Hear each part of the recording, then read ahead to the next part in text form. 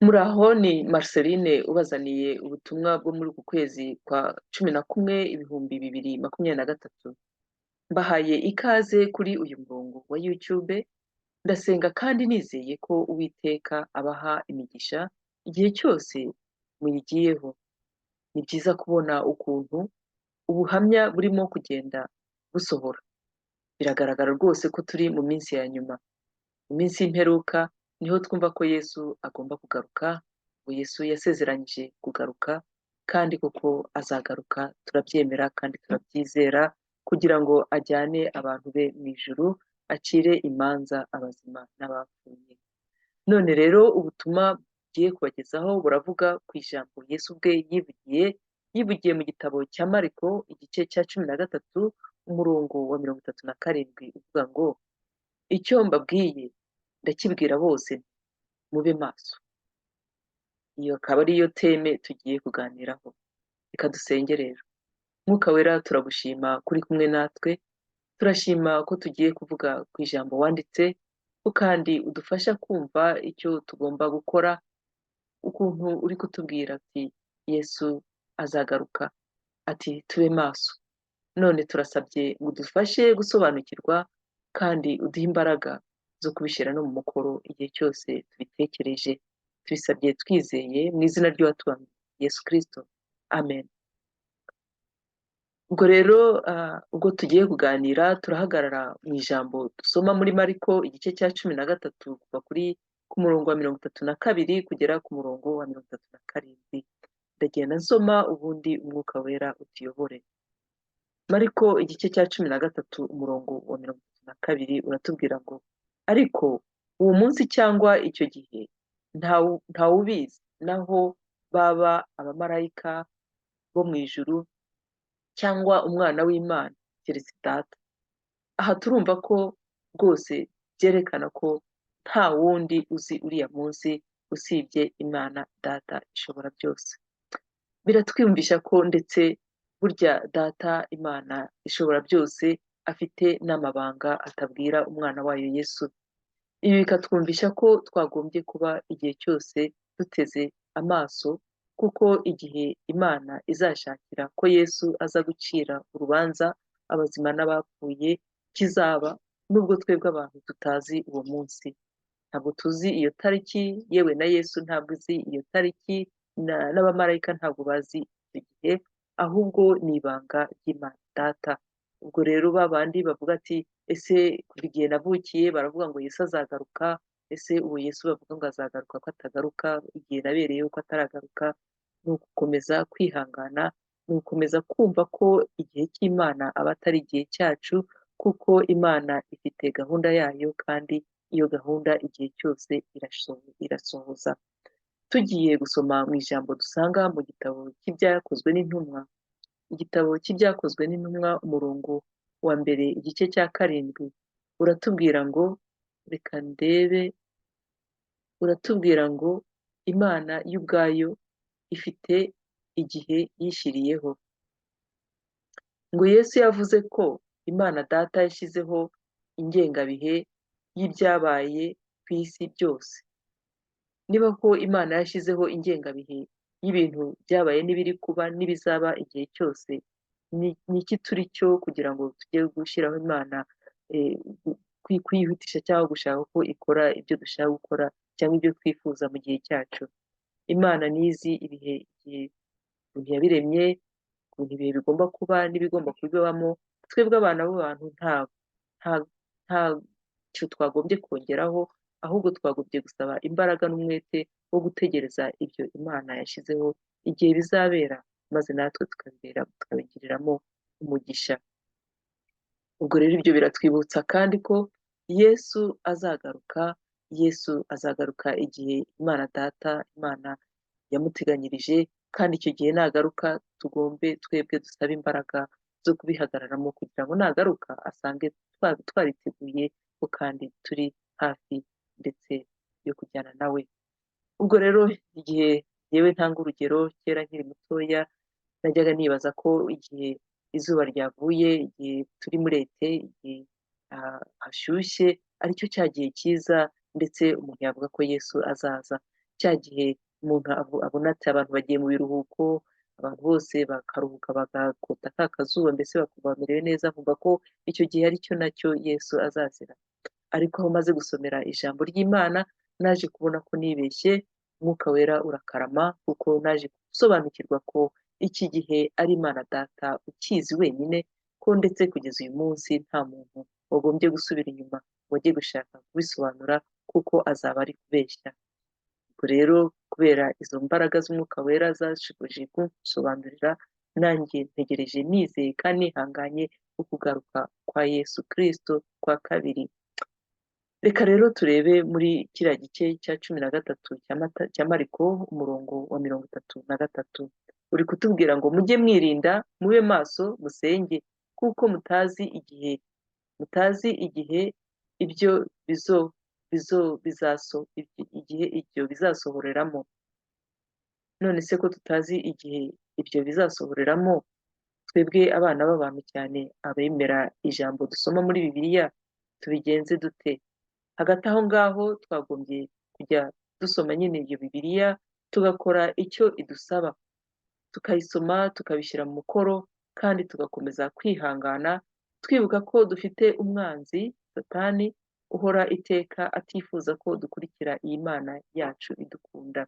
Tugomba guhora dukanuye turi maso, tugomba guhora iteka twiteguye kandi tuvuga ubu butumwa tubigeza ku batabuzi ndetse tubwiriza n'abandi batarabumenya, kandi tubasabira kugira ngo Uwiteka abayobore kandi abiyereke.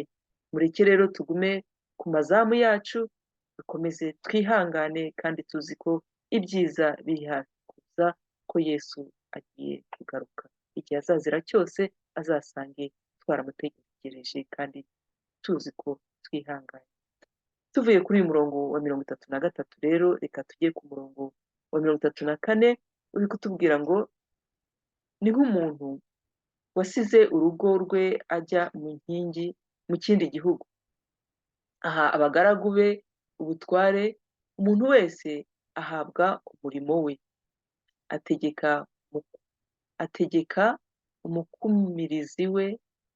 ategeka umukumirizi kuba maso. Aha ngaha uyu mukumirizi cyangwa se uyu munyezamu arabyumva rwose ko uyu muntu wamuhaye ikintu kurinda aya mazamu agomba kuzagaruka. Uyu murinzi nibyo rwose arabyumva ko azagaruka, ko kandi n'akazi yamusigiye yagombye kugakora. Ni ngombwa rero ko aba ari maso igihe cyose azagaruka, ko azagaruka asanga yarakoze akazi yamusigiye kandi azagaruka asanga amwiteguye. Ibyo rero natwe twagombye kumva ko ariko byagombye kugenda.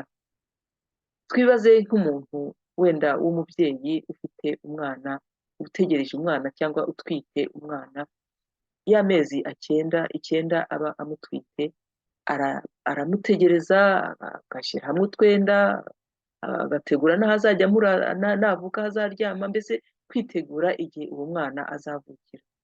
Nubwo burya kwa muganga bavuga bati umwana azavuka igihe n'iki, njyewe ndabizi ko akenshi usanga umwana hari igihe aza kare ntazi ya tariki, hakaba ndetse n'igihe umwana aza atinze. Ndabizi uko byambayeho. Ubwo rero ibyo nabyo biratwibutsa ko igihe cyose uwo mwana aziye, uwo mubyeyi aba yiteguye kandi aba ategereje yihanganye ko uwo mwana azavuka. Icyo gihe rero iyo umwana avutse nyine ni ibirori. Ni ibirori, ni ukunezerwa, ni ukwishima kuko iyo umwana aje ni umugisha ku muryango. Ubwo rero ikibazo kije mu bitekerezo ni ukuvuga ngo ese twebwe natwe abakurikiye Yesu, natwe twiteguye ukugaruka kwa Yesu? Natwe se twumva tubikumbuye? Hari ubwo se dushyiramo umwete tukamwitegura, tubishyiramo imbaraga kugira ngo mbese dusoma ijambo, twigisha ijambo ry'Imana, tubwiriza abantu ibya Yesu, ese tubishyiramo umurava kugira ngo nagaruka azatunezererwe avuga ati namwe bana banjye mwarankoreye, nimuze namwe mu bwami bwanjye?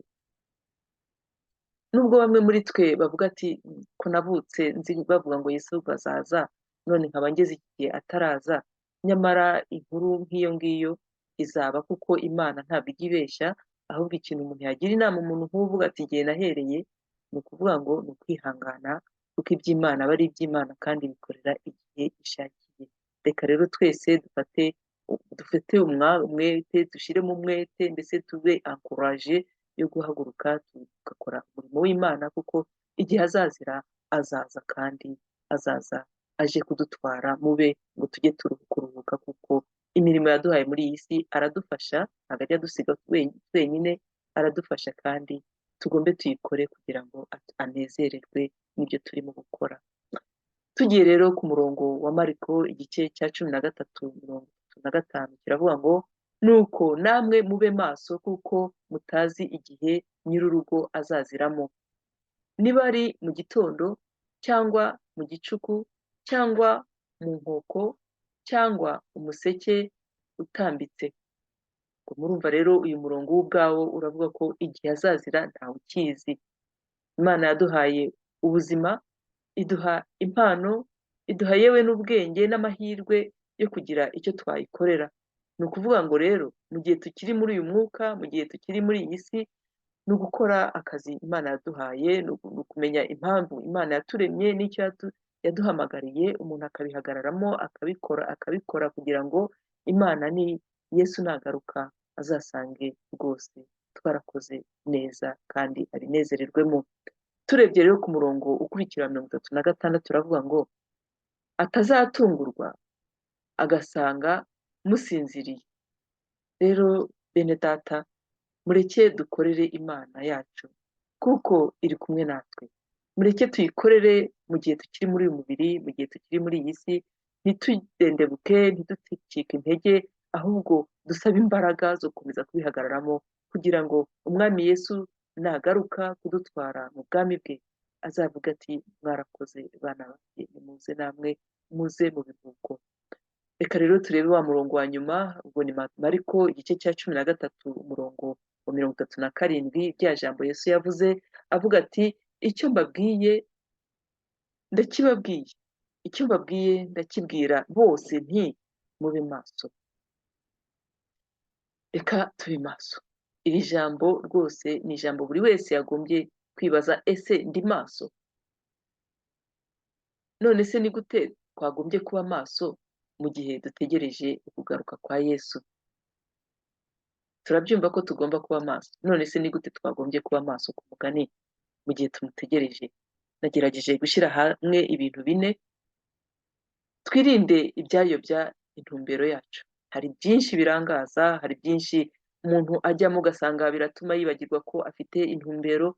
Reka tujye twiyibuka, twibuke abo turi bo, twibuke umurimo tugomba gukora, duhaguruke dukomeze intumbero, dukomeze icyatumye tukiriho uyu munsi dukora imirimo Imana yaduhaye.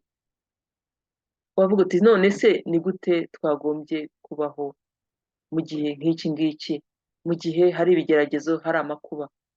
Mu gihe nk'iki hari ibigeragezo, hari amakuba, twagombye gusaba imbaraga Imana ikadushoboza, maze igihe cyose bibaye ahubwo bikaduha imbaraga zo gukomeza kwihangana no kwihanganisha abandi bose bari kubibona cyangwa bari kubijyamo bataramenya Yesu.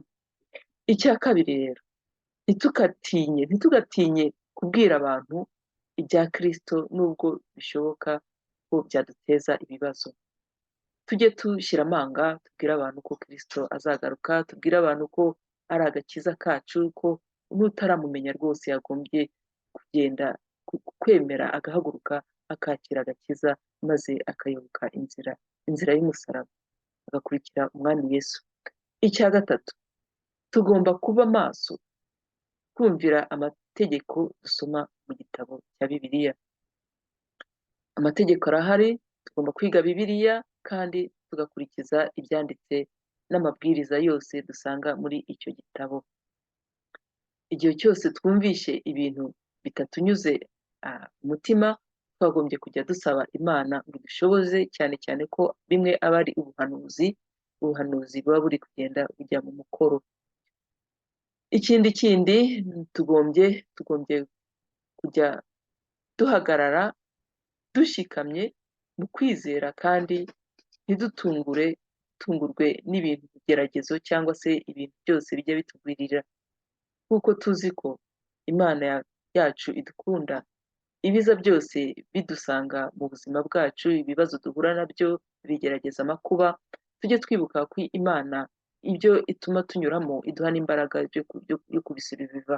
Ni ukuvuga ngo iduha n'imbaraga yo kubaho, iduha n'imbaraga yo kubyihanganira, iduha ndetse n'ubwenge n'ubushobozi bwo kugerageza kugira icyo dukuramo, n'icyo dukuramo tukagiha abandi. Ubwo rero tujye twibuka abo turi bo, tujye twibuka igihe tugezemo, tujye twibuka ndetse ko nubwo turi muri icyo gihe kitoroshye, umwanzi wacu ahora iteka ashaka kuza kutudobya, kutuyobya, ahubwo twagombye kujya tuba vigilant, tukamenya ko umwanzi ahari, ko twagombye kujya tumwiyama, ahubwo tukamenya uwo dutumbereye ari wa wundi Yesu Kristo. Yesu Kristo wadupfiriye ku musaraba, uzagaruka kudutwara mu minsi ya nyuma.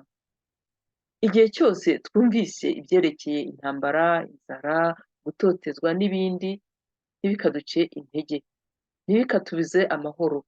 Hari ndetse na bya bindi usanga abantu, usanga injustice, abantu barenganwa, abantu baca muri byinshi rwose bigatuma bamwe muri twe bacika intege. Ibi bintu ntabwo byagombye kujya biturangaza, ahubwo twagombye kujya twibuka amagambo dusoma mu gitabo cya Matayo, igice cya 24, ko ibi bintu, icyo gitabo kirabivuga neza ko ibi bintu bigomba kubaho. Bigomba kubaho, ahubwo igihe cyose bibayeho bijye bitwibutsa iri jambo, dushobore kugira imbaraga zo guhaguruka n'imbaraga za Yesu, imbaraga z'Umwuka Wera, maze tugakora umurimo, kuko ntabwo twagombye kudendebuka. Nicyo yaduhamagariye, niyo mpamvu turiho. Twagombye kujya twibutsa abantu bari kubinyuramo ko Imana yari izi ko biriho, Imana izi ko biriho, ahubwo ko abantu twasabye imbaraga zo kubihagararamo neza, zo kwihangana, zo gukomeza umurego, kuko ibi nabyo bigomba kubaho, kuko turi mu minsi ya nyuma. Aho kugira ngo abantu bagire ubwoba, aho kugira ngo umuntu abure amahoro, ahubwo twagombye kujya dufatana urunana tugasenga, dusengera abo bari kugira ibyo bibazo, dusengera aho ibyo bibazo biri, dusengera natwe ugukomera kwacu, dusenga ngo dukomeze intumbero, kuko intumbero ni Umwami Yesu, intumbero no kujya mu ijuru, intumbero ni ugukora akazi Imana yaduhaye muri iyi si, ni ugukomeza inzira igana kwa Jabiro, inzira igana kwa Yesu, inzira y'agakiza. Ndetse tukabwira n'abatarabimenya ko bagombye gukomeza iyo nzira, kuko niho dukura imbaraga, niyo itujyana aho tugomba kuruhukira igihe cyose mu ijuru kwa Data. Ubwo rero ngiye kurangiza iyi message mvuga nti, igihe cyose twibutse ko iri jambo Yesu yarivuze, iri jambo rivuga ngo icyo mbabwiye ndakibwira bose nti mube maso. Ndangije mvuga nti iri jambo rirakomeye, tugomba kuba maso, tugomba gukomeza gusenga, tugomba kwibuka ko ibyavuzwe bigomba kubaho, ko iyo bibayeho bikadutere intege nkeya, ahubwo tugombe ku mavi dusenge, twizere, dutegereje kugaruka k'Umwami Yesu ko kuri hafi. Dusabe n'abataramumenya, ndetse nongere mbisubiremo, bamumenye. Niyo mpamvu mvuze nti, ese dusubiye muri iri jambo Yesu yavuze ngo mube maso, tukongera tugasubiza amaso inyuma, twavuga ko twese twakiye agakiza? Ese umwe muri twe cyangwa uri kumva iyi message yakiye agakiza? Kuko Yesu nagaruka ari kutubwira ngo tube maso, nagaruka azatwara ba bandi bamwakiye, ba bandi bamukurikiye.